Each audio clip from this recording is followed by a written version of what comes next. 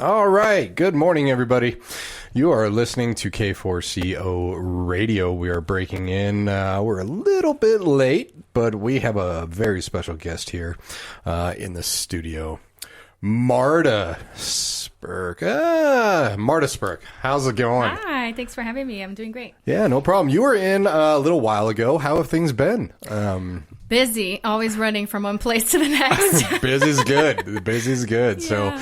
So running all over. So for people that don't know, Marta is a mother of three, and we'll get into a little bit of that later. Teacher, translator, interpreter, singer, songwriter, and motivational speaker.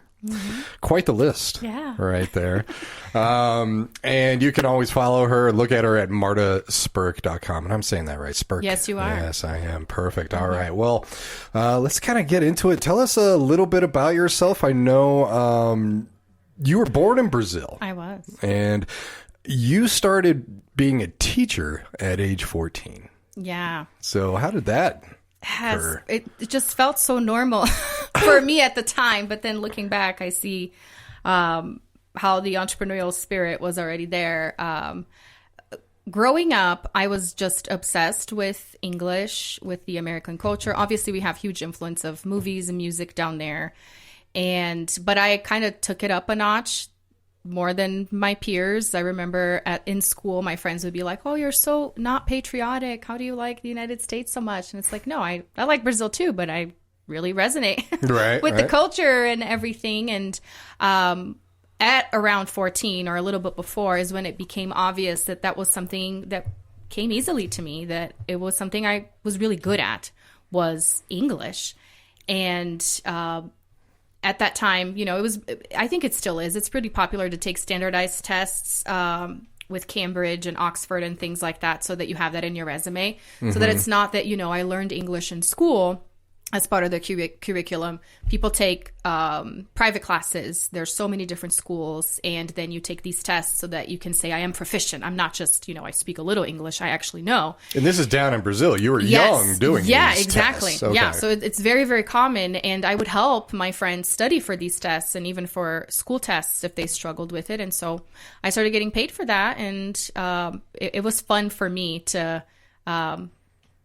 teach something that I knew that to me was so normal and basic, but then I started catching on that there was something special there. Gotcha.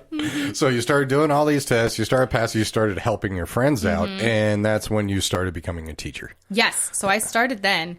Many little girls, when they're very young, they're like, oh, I want to be a teacher. That's what my daughter says now, or I want to be a vet or whatever. And for me, it really manifested super early. And even with speaking, with being in front of people, my mom is a pastor, so I was very involved in church growing up. And I liked to go up front and to speak, and then started singing too. So it just, one thing led to the other. It was always... I enjoyed something, and I would put myself out there and say, hey, can I do this? I would find ways to implement, to execute. And that's just been me from a young age. Right. Yeah. And I kind of remember that your father was an entrepreneur and your mom was a pastor. Yeah. Which is awesome down in Brazil. And you were a little late here. Everything all right? Everything is fine. So like I said, always running from one place to the other. My husband calls me the event stacker. So that's... Calls you what? The event stacker. The event stacker. Yes, there's always something, lots of things happening, and it ends up falling the same day. Sometimes it's voluntary, sometimes it's involuntary. Right. But today I was actually emceeing for a pretty cool event that happens every year here in Colorado called the Purse Project. Okay. So it's sort of like a fundraiser put together by a networking group that I'm a part of called She Leads. So it's a women's networking group for women entrepreneurs, and they collect donated purses, and they stuff these purses with basic hygiene products, and they hand it out in women's shelters all over the metro area. And do this. Yeah, they do this every year. This is the 5th year. And last year I emceed for the event. This year I was called back. I got to sing a song, which was really fun. And then I was a little bit running late coming over here, ended up rear-ending this poor guy. But it wasn't too bad. So we'll figure it out later. I was telling you, I'll handle it with my husband later. That's the worst part, but everything's fine. Right. No one was hurt. It wasn't big damage. Yeah, no, so, it wasn't. Yeah, exactly. So that's kind of a cool event. So have you done this every year? So this is my second year. Second year, Yeah, okay. so they've done this for 5 years. It's super neat. And there's usually a kickoff event that happens in May, and then all through the summer they're taking donations. There is an event where people volunteer their time to stuff the purses and have it all ready to then hand it out late July, and then by beginning of August there is the wrap up event where they say this is how many purses we got, this is how many purses we donated. Something else that's cool is that if they get designer purse donations, they don't hand those off to the shelters, but they do a silent auction to help with the raising funds to then buy the purse stuffers.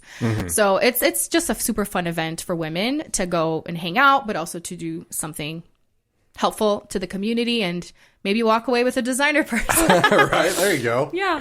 And what's great about you is so you really actually kind of focus on empowering women side of it. Where did that come from? It came from having triplets. I'll just say it.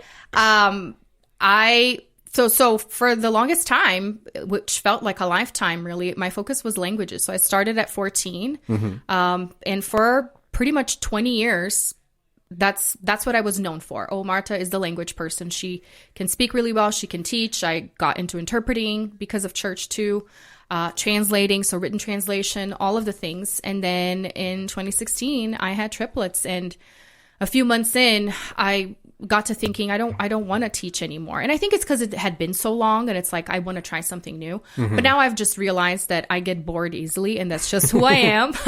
Well, you won't be bored with triplets. So no, that's right. So that's another reason why I probably ended up with triplets. And so I started thinking, what am I going to do now? And that's when my whole coaching business really was born, was out of my desire to explore something else, but not really knowing what it was. And the online world facilitated all of that with, oh, you can start a business. Well, what are you going to do when you start a business? Oh, you can coach people on something. And I started with network marketing at the time, which was a good entryway to have somebody else's products to talk about, since I didn't really know, what I was going to get into. But it was enough for me to realize I want to do my own thing. And being so fresh postpartum, it just made sense for me to be encouraging other moms at the time, because I needed that encouragement. So it started out of my own need of being in such a unique situation. Obviously, motherhood is something nobody can prepare you for, and it's very unique. But in my case, extra unique with having triplets and having them in Brazil, moving back to the U.S. with them when they were 9 months old. Like, everything about this journey was just very intense. And now I see, looking back almost 8 years later, it was my way of finding control, over something, because it felt like, and again, this is motherhood and parenthood in general, you lose control. All of a sudden, there's this being outside of yourself that you would do anything for, but you have no control over for the most part. And with it being 3, that's how I felt. It's so many things were out of my control. And I think starting a business helped me really understand that the only thing I can control is myself. And that I could spread this message to other women out there. Well, and talk about not, just giving in to the loss of control, which a lot of people feel, especially, especially moms, I would think. But 2016, you're bouncing back and forth. The triplets are born. Did you know they were triplets pretty early on, or was that? I did. Okay. Yeah. So I had been trying to get pregnant for about a year. And finally, I decided to go to a specialist that a friend of mine had gone to, and she was in her late 30s. So she had some issues, but she got pregnant pretty fast, had 1 baby, and I was like, oh, that's great. So I went and, met with the same specialist, ran all the tests. And when we first started doing this hormonal treatment, he said, well, there's a chance of multiples because it's a hormonal stimulation, not saying that it's going to happen, but you just need to be aware. Right. But I would have never imagined that a month in, because you hear so many stories. Once you start going into the fertility or infertility journey, there's all kinds of different things that happen. People that try for years and end up adopting and then getting pregnant naturally. Like, there's so much stuff that goes. Like, the human body is crazy. And for me, it literally happened within a few weeks and it was triplets right away. And the reason I know that, so that's something, fun facts about multiples, is that sometimes people may get pregnant with multiples and not know because they may have a miscarriage and it's so early on they didn't catch it. Right. So it's things you will never know. But in my case, because I was getting frequent follow-ups, I went in when I was 5 weeks pregnant, which is not common. Usually women will wait until like 10 weeks or so because they missed a period, whatever. But for me, it's like I'm not waiting for anything. I'm being followed, by a professional. So at 5 weeks, I went in to get an ultrasound just to confirm the pregnancy, which I already knew I was pregnant from other tests, Right. And there were 3 right away. So How was that reaction? I bet it was overwhelming. It was. Okay. And it was extra overwhelming because I was by myself. So here's the other side of the story. So I had taken the P test, you take the blood test, and it's all like, okay, you're pregnant. And then the doctor said, let's do a first ultrasound just to make sure everything is looking okay. And I went by myself because I had been going every other day almost to check, in the process beforehand. So my husband wasn't going to all the appointments because he was working and it just wasn't convenient. And since I already knew I was pregnant, it didn't work out schedule-wise, whatever. I ended up going by myself. Mm-hmm. And so there I was. And it's like, yeah, you're pregnant, but there's 3 gestational sacs. And I'm like, okay, what does that mean? I've never been pregnant before. Right. And the doctor's like, well, you actually have 3. You have 3 that took.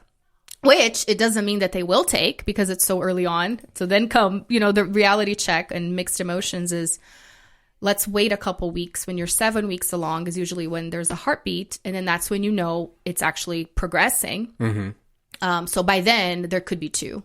There could be 1. Right. There could be none. So come back in a couple weeks and we will find out. Exactly.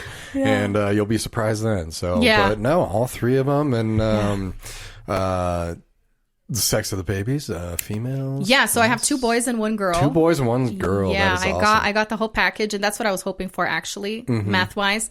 And we ended up doing, because in Brazil, healthcare things are a little bit different. And they were delivered in Brazil. They were delivered in Brazil, so I got pregnant in Brazil and had them down there. It's just different how things work culture wise, and people will take guesses, and it's nothing personal. Like it could be, it could not be. Just keep going along in the pregnancy, and you'll find out. And that doctor that I was still going with until I switched to a different OBGYN, he guessed 2 boys and 1 girl right away, and so I held on to that. I was like, that's exactly what I wanted. Awesome. And then a few weeks later, when we were just doing, the progression ultrasound, whatever they're called. I think I was, 16 weeks along. The tech at the time guessed 3 girls, and I was very concerned. I was like, no, not 3 girls. I've always wanted to be a boy mom. And so I paid, because the insurance didn't come for that. I paid for the Y chromosome test out of pocket to see if there was a boy in there. Like, I don't care if it's 1, if it's 2, if it's 3, give me a boy.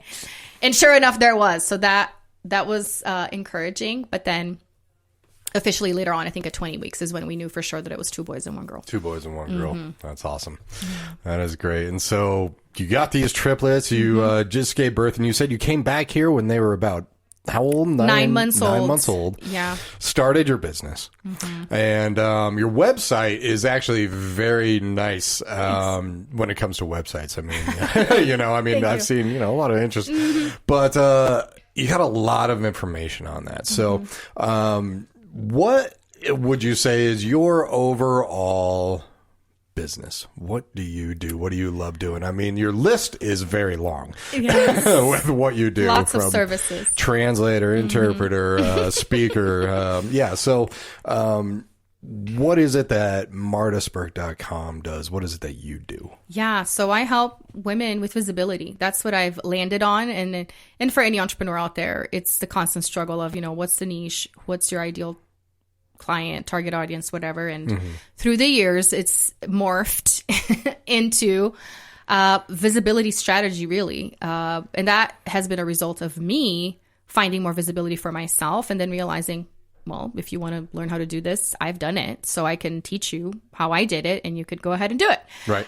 So that's been it, whether it be helping women with visibility on social media, because everyone's on social media these days, and it's a great marketing tool. You have to be, yeah. Right? It's impossible almost not to be. So, people need to be able to find you because that's how they build trust and want to engage with you. So that's one of the things. The other thing is speaking, which is something that I really love and that I encourage people to get into as well, because that's the other thing that people don't realize. I just got a pitch for my podcast the other day, and they're like, no, you don't understand. I don't want to be interviewed. I just want you to talk about me. And I'm like, oh, excuse me.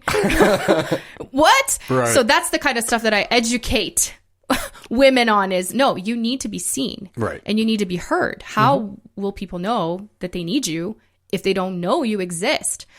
So with speaking, again, whether it be podcasts or just getting up on stage, speaking, doing a TEDx.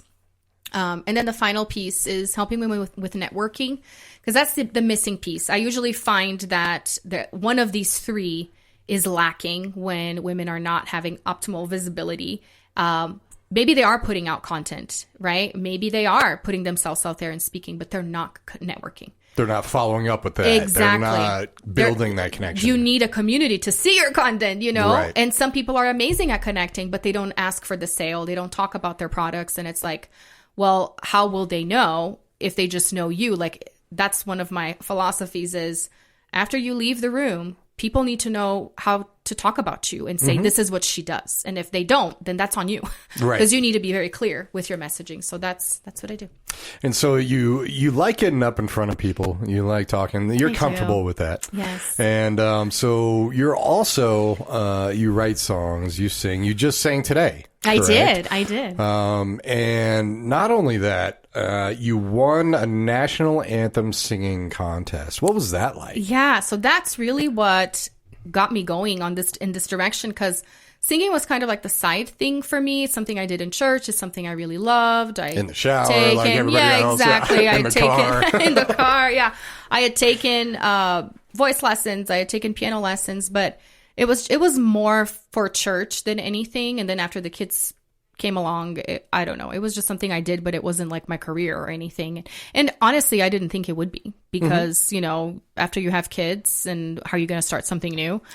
Anyway, but I you already started a business, so let's just pile on. Yeah, some songs, let's just add this. That's what I came to realize I could do last year. But let's rewind for a minute here. So, do you remember Napster days when you could download any song on the face of the earth? Like, that was my lifeline. Being in Brazil, that's how I got to know a lot of American music. That was not LimeWire. Yeah. So the stuff that wasn't just playing on mainstream radio, I would just find these things, because the way that it worked, right? Not everything was available. It was a very interesting process. I would download whole albums of artists that I had never heard before, and be like, this is amazing. I really enjoyed this. And I remember there was this one whole album of Leanne Rimes that I downloaded, and there was a track of her singing the American National Anthem. And I was like, this is such a beautiful song. And I would just sing along to it. I mean, nobody, I think, usually learns another country's national anthem unless they live there. Right. Exactly. they might have heard it. They're like, oh, I recognize that. When you're watching a sporting event or whatever. But no, that was me. I learned all the words and I really liked it. And I remember when I came, so that's another part of the story, when I was doing my master's at CU Denver, they sent out an email saying, hey, we would love for current students to audition to sing the national anthem at commencement. And I wasn't even a citizen at the time, but I was like, is that okay? Can I audition? And they said, fine. And I didn't win, but that's where it all got started. Like, what if this is a thing? And then I heard on the radio years later about a contest to sing the national anthem at a rodeo at the National Western Stock Show. Nice. Because they have a billion rodeos going, you know, during, I think, 20 days, however many days. National Western is pretty huge. Yeah. It is. It's huge. And so I was like, oh, I'm going to audition. And then I recruited all my social media people. And many Brazilians were very excited to vote for me, because it's like, it's the Brazilian singing, you know, the American National Anthem. So I got lots of votes. I ended up winning, and I got to perform. And after that, people started asking me, hey, do you want to sing for this event that I have going on? 4th of July parade. It just started happening. And that's where the whole music thing started, because then I realized, wow, if I just start asking people, or if they know that I do this, they will ask me. Interesting. And then it's evolved into, well, but I'm more than just a national anthem singer. I can do other things. And that's where the journey led me last year into launching my own music. So we got a couple songs here for you. So You Are Enough. Yes. Okay. Tell us about that song. Well, I call this one my pet song because... Your pet song. Yes, it's my favorite. It's one that I wrote actually for myself. So all of the songs, so I wrote 9 songs total. I've produced and released 2 so far. And they were all a product of my obsession study of the Enneagram personality framework. I don't know if you've heard of it. Not really. Mm-mm. Yeah, so I'm a huge geek for personality assessments. I've heard of just about all of them. I haven't taken them all, but I know about them. And I know the one where it's like, what is it? Internal, external. It's like 4 letters. What is that one? The Myers-Briggs. That's right. That's it. We got it together. Jinx. You owe me a Coke. Yeah, so I know about all of them, and I think they all complement each other. There's not one that, tells you everything about yourself. So I love learning about all of these, and the Enneagram was one that I really resonated with, and it has 9 types to describe 9 different profiles. And I really resonated with my type. And the thing about this framework is that it's not meant for you to just take the test and be like, okay, this is my number. Ideally, you would learn about all the other ones to then realize how different you are and to understand other people and be like, oh, that's why we don't see eye to eye. You literally see this from a different angle than I do. And that's okay. We can learn from each other. So what I did with these songs was I wrote affirmation songs essentially, because we all struggle with, feelings of unworthiness or, imposter syndrome, all these things. But there's specific things that each people struggle with depending on their upbringing, depending on whatever happened to them. And so I wrote these affirmation songs that really, it goes for anyone, but they're specific to each of the types. And You Are Enough is for type 3 on the Enneagram. For type 3 on the Enneagram. Yeah. All right. Sounds great. We're going to play that. We'll be right back. We are speaking with Marta Spirk again. And she is mother, teacher, translator, interpreter, singer, songwriter, and motivational speaker. We will be right back. Here is her song, You Are Enough, on K4CO. You are enough. You've done enough. See your greatness. Know your love. Feel good in your own skin. When everything feels hard, left alone with a broken heart, and no one seems to care. Remember who you are. You have come this far. Count your blessings. Remember who you are. You have come this far. Sing it with me. I'm enough. I've done enough. I see my greatness. I know I'm loved. Feel good in my own skin. I'm enough. I've done enough. I see my greatness. I know I'm loved. Feel good in my own skin.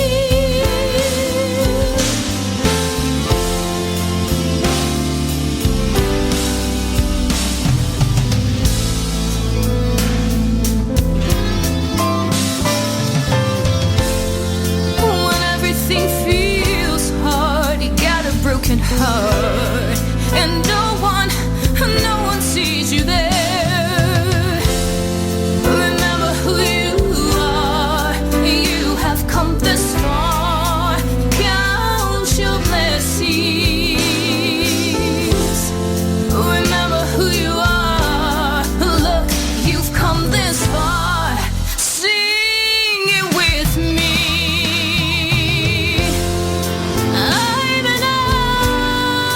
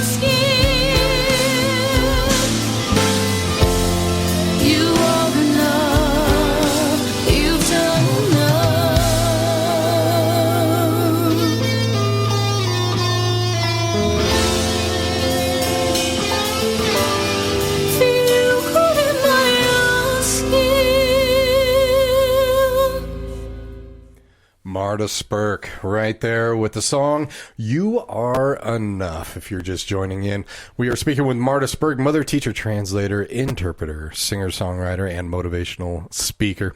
That song came out this year, didn't it? 2024. Yes, it was in January. In January, exactly. Awesome song, and you got a beautiful voice. Thank you. Yeah, I bet that national anthem I can just hear in my head. So you got to have a recording of that. Music is just a part of you. I mean, you got this website, great website. So it is out there. It is martaspirk.com. That's MartaSpirk.com. And your big thing is really empowering women to be and trying to get visible out there. So especially social media, different things that you have to do in order to.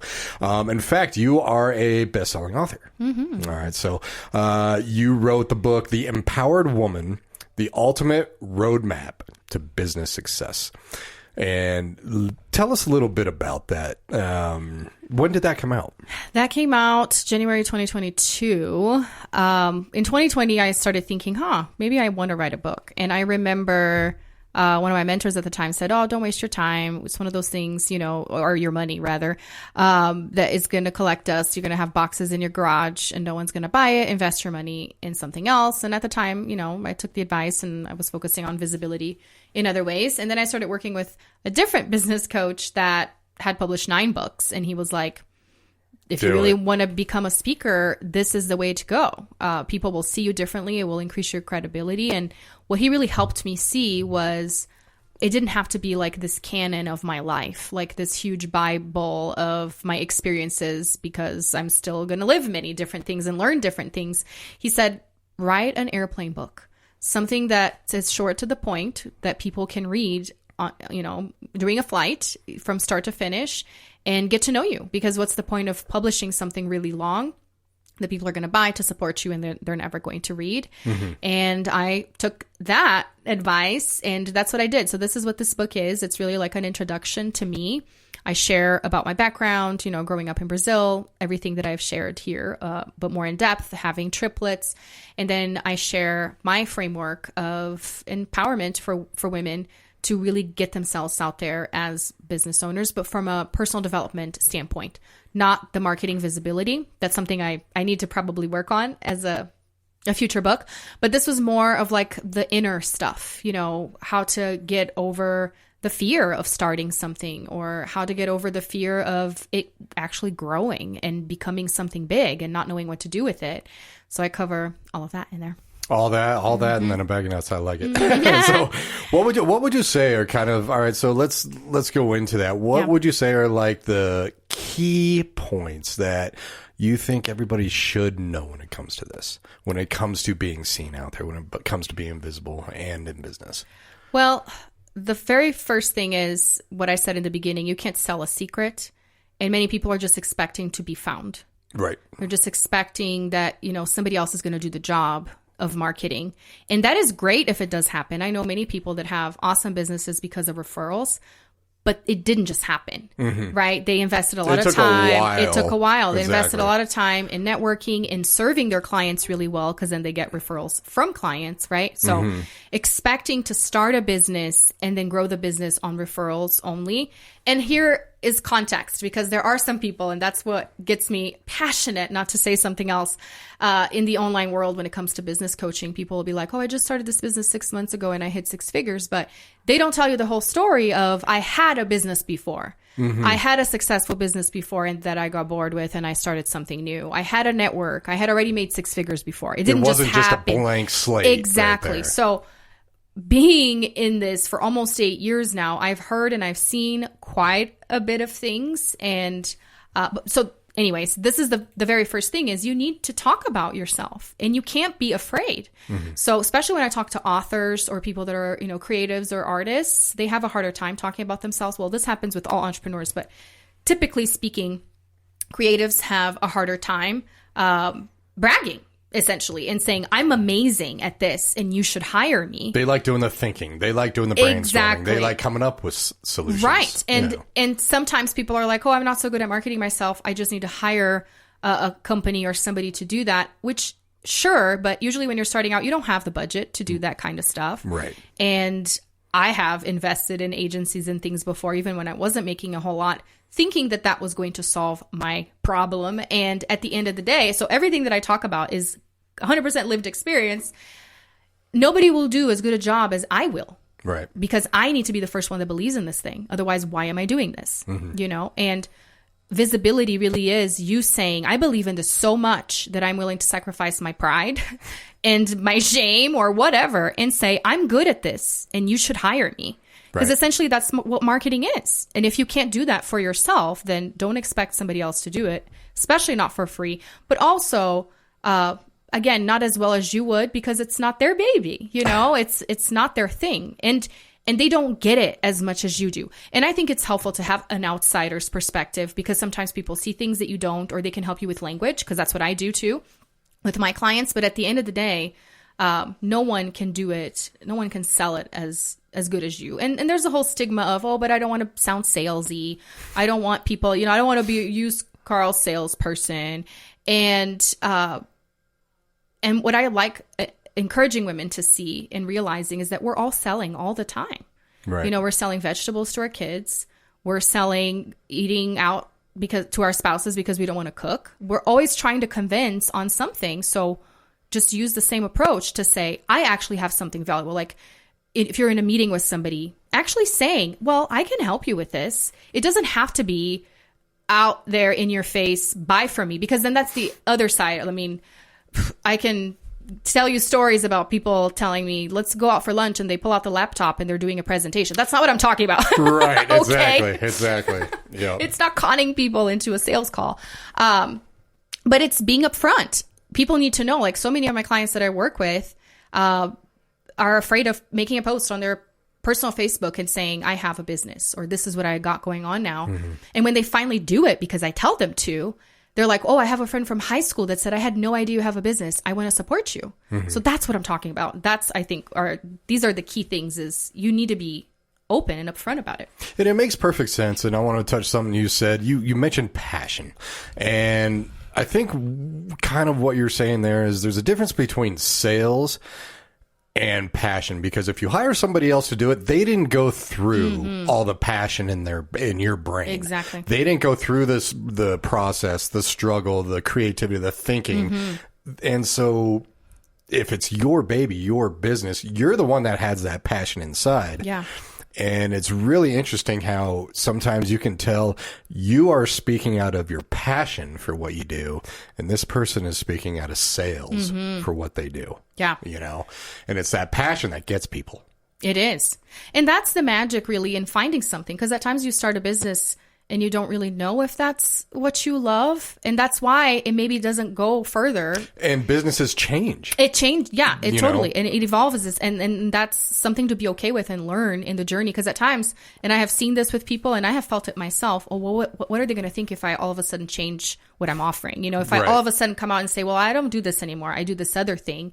And most often than not, people don't really care because they're doing their own thing. Sure, there's going to be somebody that's going to judge you, maybe say something directly to you. Of course, that's life. Exactly. You know, yeah. But that's the other thing that I've noticed. And even with, with speaking, but putting myself out there even more publicly with the singing, is there are these thoughts that come all of the time of, there are better singers out there. There are better piano players out there, you know, but it's like, well, but are they doing it?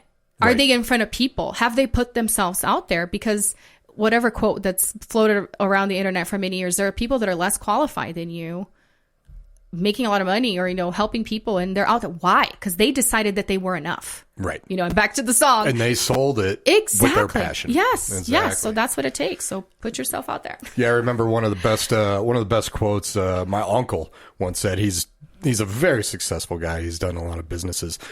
And, when the radio station was all starting, he said to a bunch of us that you have to be willing to change and adapt with what goes on. If you're stuck in this is right, this is your idea, and you don't change with what you see is going on, then you are not going to make it.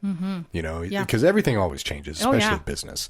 Definitely. So that came out 2022. That's The Empowered Woman, the Ultimate Roadmap to Business Success. And So that's all. I mean, do you still do some writing? Are you thinking about writing some more books, literature? So this is what I was telling you when we were listening to the song is that I published another book last year, which was a little bit different. It was a collaboration book. It's a companion to my first one, but it's a little different in its format because I had 21 of my clients write a chapter in it. So instead of me writing another book all by myself and teaching principles or whatever it is, I introduce these stories and I say, well, you heard my story in my first book. Now let me show you all of these empowered women's stories as well. And they're all different, but the message behind all of them or underlying all of them is you get to do what you want to do. You know, even when life throws you so many different curveballs and challenges that you weren't expecting, that's, you get to keep moving forward and then empower people with your story by going through those things. Because this is what I said in my TED Talk too, is, it's hard to be grateful for hard things, but it's after those hard moments and those that you get lessons and be like, I wouldn't have known had this not had happened. I wouldn't be here. I wouldn't know these people, whatever. So that's what these stories talk about. And it's called The Empowered Woman's Path. And there's 21 chapters, and I do the intro and the conclusion as well. But then the other project that I'm involved in now is it's another collaboration book that's being led by another woman, and she wrote a song to go with the book. And through networking, they found me, and she said, "Would you perform the song? Would you record the song as like the theme for the book?"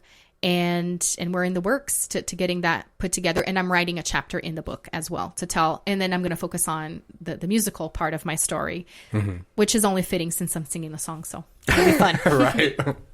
No. And I love what you said, how it's hard to be grateful when you're going through that. But I really think that you don't really learn from success. Yeah. No. You learn from failure. Yeah. You learn from the tough times out there. Yeah. So you also have a weekly podcast called The Empowered Woman. Tell us about that. Where can people see that? Hear that? Anywhere. Just, search for The Empowered Woman, and especially Marta Spirk, and you should be able to find it in any podcasting platform. I started that in 2018. So that was pretty early on. A while. It's been a while. Yeah. I'm very grateful to have been consistent throughout. It actually started with a different name, and then I rebranded it. It was called Mom Does It All. When I was, in the beginnings of encouraging moms and all of that. And it was like, hey, I have triplets and I'm starting this thing and you can do whatever you want. And then eventually I rebranded because I started attracting lots of women that were not moms. And I didn't want to label moms because there's so much that goes into that anyways. And so I was like, we're women, whatever you are.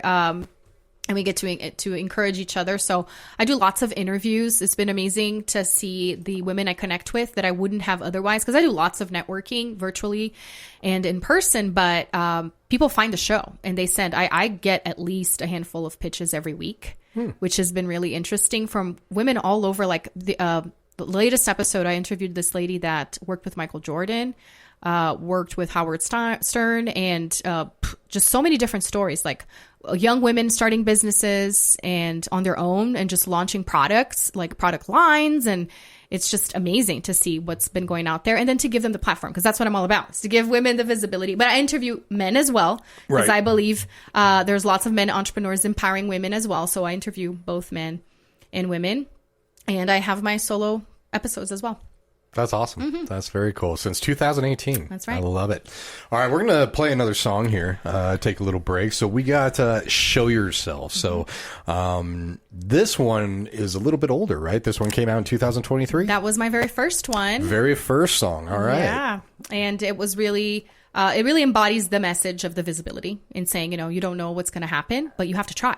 And that's really my life's motto, is let's give it a whirl. And if it doesn't work out, then we'll find, at least we have insight now, right? We have some data, and we can, exactly to your point, what you were saying about your uncle. Is that what you were saying? My uncle, yeah. Saying you have to adapt, and making mistakes will teach you that if you don't stop. Right. Is, okay, so what can I do differently? I did some things that were right, that worked out. I can keep those, but then I can tweak a little, and that's business and that's marketing, right? So that's what this song says. And works for everything. Works for motherhood, works for entrepreneurship, relationships. I love it. I absolutely love it. All right. This is Marta Spirk with the song Show Yourself. We will be right back on K4CO.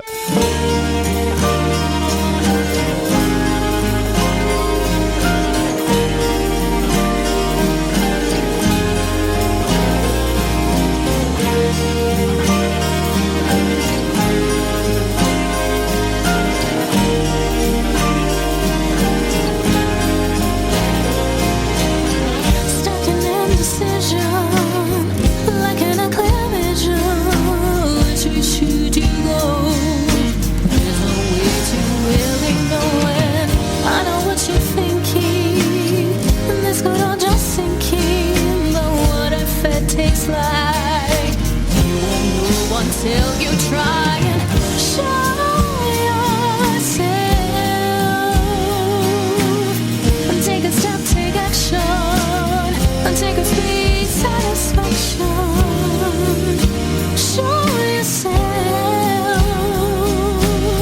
and take a step, take action, and take a sweet satisfaction.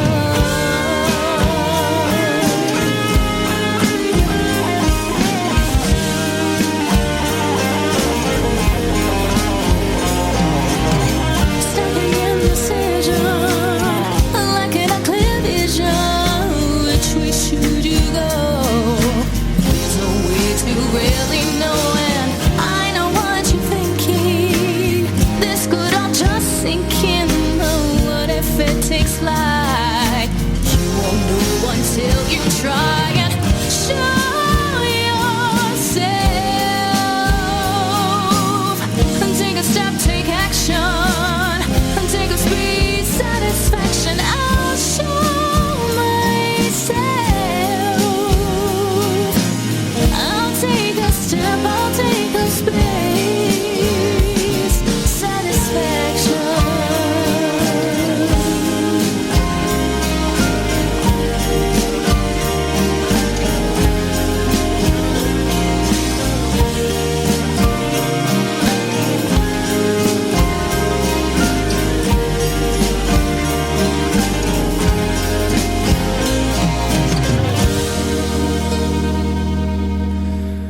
All right, that was Show Yourself by Marta Spirk. If you're just joining in, we are interviewing Marta Spirk. She's a singer-songwriter, motivational speaker, mother, teacher, translator, interpreter. The list just goes on. And basically, you had kids and you're just like, I'm going full speed. Where usually when, people are just like, all right, I'm home back now. Mm-hmm. But no, not you. I absolutely love it. You've been in numerous podcasts. You have your own podcast. Yes. News programs. You've been around TED Talks, and absolutely love it. So you can go to her website, martaspirk.com, and that's MartaSpirk. Little bit of delayed congratulations. So when did you first come to the United States? Well, after getting married, was in 2010. So 2010. May, it's going to be 14 years. Pretty soon here. 14 years, pretty soon. Wow. Yeah. And you just became a U.S. citizen in 2020. That's right. Awesome. Congratulations. Thank That's you. great. How was that experience with the process with becoming a citizen? I mean, what did you go back and forth with Brazil? No, or you just it kind of was stayed actually here and, pretty easy because of marriage. So I had that, which was helpful. Mm-hmm. I have an interesting story with that because when I got married, I decided not to do the whole fiancé visa, which is the proper way of doing it. You could come in as a tourist and then just adjust your status, but they say, which I don't know how true that is, but that you could get into more speculations of, is this an arranged marriage? Because you want to stay, so you would need more proof of how long you've known each other and things like that. They And I visit was- you 3 years later. What toothpaste does he do? Yeah, exactly. You know. So I was kind of afraid of that. I mean, I was so young. I was 23. Okay. Which to me seems so young right now. Anyway, That is very young to me. I know, right? And also it was a compromise with my parents because they didn't think our relationship would work. Living so far away, and I had never been with him for very long because we dated long distance for the most part for 5 years, but still we didn't 5 stay. years long distance. Yeah, Wow. yeah, it was wild. So the compromise with my parents was go get a degree, we'll pay for it, because then if it doesn't work out, because that's what they really thought was going to happen, you can come home with a degree. So let's do that. And I was like, okay, sounds good. So I ended up coming with a student visa. Okay. So I came on a student visa. We had a ceremony in Brazil. So I was married for, all practical purposes, but not on paper. Gotcha. So I came in as a student. When we moved to Brazil, which we lived there for 3 years, that's when I had the kids and everything. That's when I officially got married on paper so that he could become a permanent resident in Brazil. So then we went through the process, and we've been together for a few years. It's like, all right, now it's time to actually get married. And then when we moved back, I came back with a green card because we had been married for a few years. One of the reasons why we moved back was also because my father-in-law was terminal with cancer.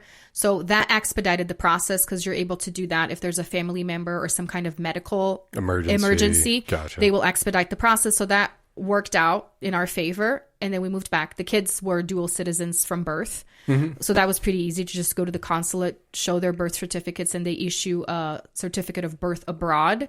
So that was pretty smooth. We didn't have any issues. But then with the green card, you have to wait for 3 years after having a green card by marriage to apply for citizenship. Gotcha. Okay. So I was waiting for that day, which was around September, because we moved in 2016. So September of 2019, I was online figuring out everything that I needed to send to become a citizen. And they scheduled my interview for April 2020. And we all know what happened. Yep. And I was like, what? Like, I'm going to miss my chance. How is this going to work out? So they delayed it a little bit, but I was able to go. The only sad thing was I didn't have anybody in the ceremony. It was a solo ceremony with masks, but right. It's all good. But yeah, 2020 was my year. Yeah. Well, you adapt with a pandemic. It doesn't matter. No one's there, but it worked. It happened. And so when you went to school, were you always going to CU down in Denver? Yeah, for my master's. For your master's. Oh, okay. And you got your master's in? In applied linguistics. Applied linguistics. Yeah. I don't even want to ask what that is. But it's language related. Right. Yeah. And so when it comes to, you started teaching English at 14. And when did you kind of when did you start being a translator and interpreter and all that? So that happened with church. So this was what was interesting is that my mom started attending these conferences by American ministers in Brazil. And eventually, once she developed her own church and her own meetings, she started hosting those ministers herself. And I was pretty young, so I was around like 14, 15 when that got started. And informally, she would be like, oh, can you help these two people talk to each other? Or can you, then we started translating newsletters. And eventually we got onto a project of translating one of these ministers' whole book. And by the time I was 18, I became the official interpreter for all of these conferences. So I'm on YouTube. I was on TV stations, on radio stations as the voice, because no one could understand unless there was somebody interpreting. But it's funny to meet people, when I go down there. Sometimes they find me online and they'll be like, oh, you're that person. Thank you so much for your help. But I was really, really young and I was on stage with these, 56-year-old men. And again, to me, it just felt normal. It's like, I know this and it's fun for me. It's kind of like this puzzle of what is he saying? How can I say it? And so I pretty much trained myself to be an interpreter because I never really took like a course or like a booth interpreting. You just got thrown right into it. I would just practice at home. Like I would listen to the cassette tapes at the time of sermons. I miss cassette tapes. I know. Yeah. I would pause and I would interpret to the point where I could really do it simultaneously. And it was just a skill that I developed and it was a fun time. That's great. That's awesome. So yeah, once again, martaspirk.com. That's MartaSpirk.com. Best-selling author, The Empowered Woman, the ultimate roadmap to business success. Podcast, The Empowered Woman. What is probably, so you've been doing this for a while. Yes. 2016, it's 8 years since you started everything. I'd like to ask you a couple things. One, what is your favorite part of it throughout the years? And two, what would you say has been some of your biggest lessons? Okay, those are loaded questions. Let's see. They're very loaded. I came in guns blazing. So. Oh my gosh. I have so many favorite parts. I think the favorite is really seeing women who didn't think that they could do things, then just go and do it, or just knowing how they started and being a part of the journey. And then seeing how much they blossom and how they start putting themselves out there when they would say, no, not me. I could never do what you do. Like, I hear this so much. I could never do what you do. I could never be who you are. And I'm like, I'm not asking you to be me. You need to be yourself, but people need to know you. If you try to be me, you're going to fail. Exactly. And if I try to be you, I'm going to fail. Yeah. So that is so rewarding to know. And that's the teacher in me, you know, like, you didn't know this, or you wouldn't have done this had we not had connected. And it's just that sparkle in the eye when somebody's like, oh, I get it now.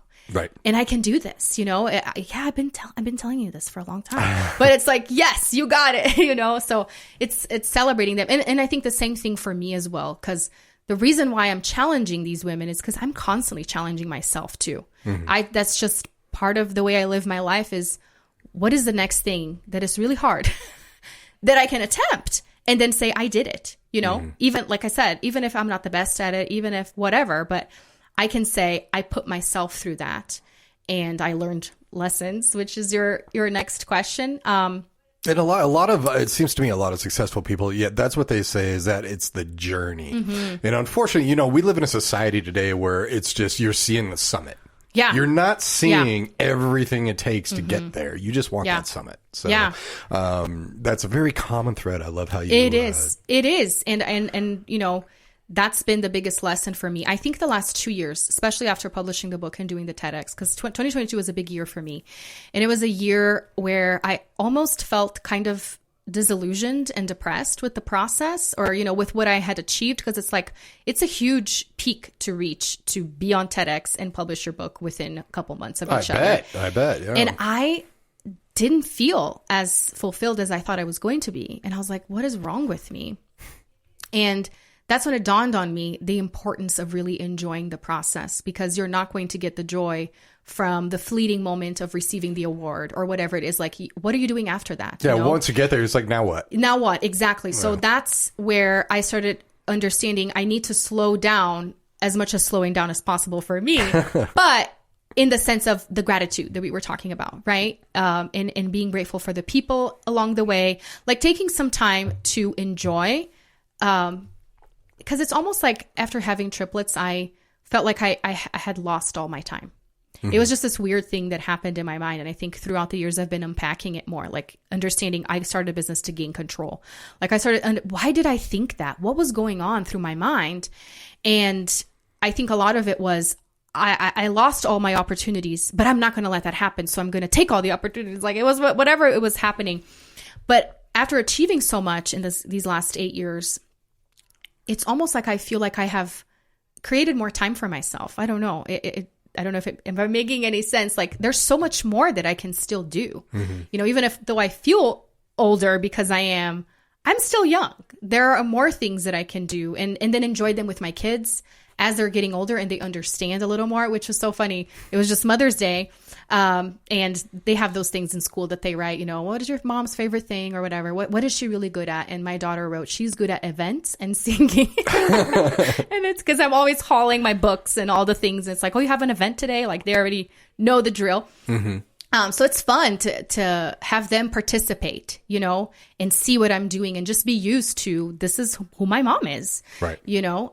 So I think the biggest lesson for me is exactly that, is enjoying everything instead of looking at the next thing, which has been so easy for me. Like, what is the next thing? Which has a lot to do with Enneagram personality type that I am, which is a 3, is finding the fulfillment in the future, but the future never comes. You know what I mean? and really learning to love the present, because it's, as cliche as it is, it's all you have. So I think that's the biggest lesson. But at the same time, I couldn't have known this had I not gone through all of this, Right. So now I look back and I'm like, yes, wisdom is the greatest gift of growing old. Is I know so much, and I can talk to people, and I can say for sure, I know what you're going through. Yeah. I 100% understand, and here's what you can do because I did it. And I'm not just making that up or embezzling it to sound cool. I literally did this, so it feels good. That's great. I absolutely love that. Well, what is the best way for people to get a hold of you, get in contact with you, see what you've done, everything? Yeah, so my website is the best place. I've been updating it now more with the music stuff. So you should see, I launched a merch shop recently too. So that was exciting. So you can buy some encouraging, empowering merch with the words to my songs. And your music links to everywhere it is. I mean, you're streaming all over. So yeah, so if you look, that was a fun thing to find myself on Spotify, or even when you're doing reels and you can look for artist songs, you can find me on there. So you could make stories and reels with my music. So go for it and tag me so I can see it. But yeah, just my website or any social media platform. Facebook, Instagram, and LinkedIn are the ones I hang out on the most, and the podcast too. That's great. Awesome.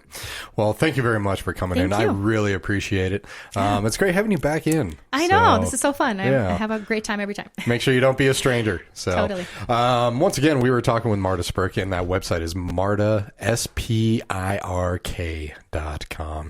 And it's just been an absolute pleasure. Mother of 3 right away. Teacher, translator, interpreter, singer, songwriter, speaker. You name it, she does it. So thank you very much. Thank you. And you have a wonderful day. Thanks, you too. All right. You've been listening to an interview with Marta Spirk here, and we're going to tune in to our regular programming. You all take care and have a wonderful rest of the day.